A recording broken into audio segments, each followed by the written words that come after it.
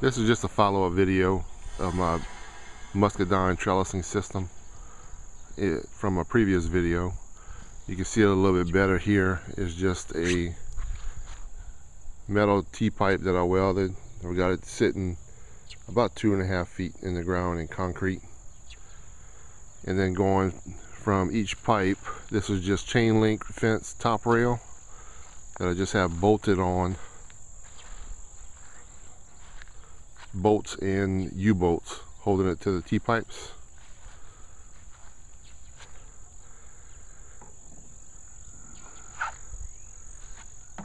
And I found this is much better, much stronger than running on wires. The wires were actually pulling my end post in because of the weight of the vines with the grapes on them.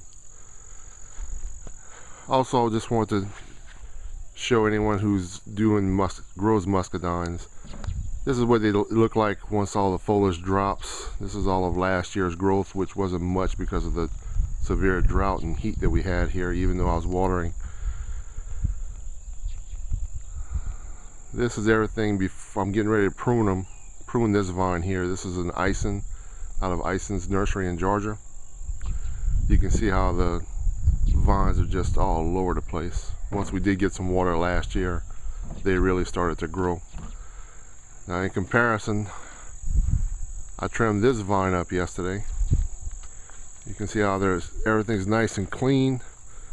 I've got all my fruiting spurs together. I actually thinned out some of the fruiting spurs because this vine really produces, and I wanted to open up the canopy a little bit, let a little bit more air and sunshine get in. But this is basically what it looks like after I'm finished pruning.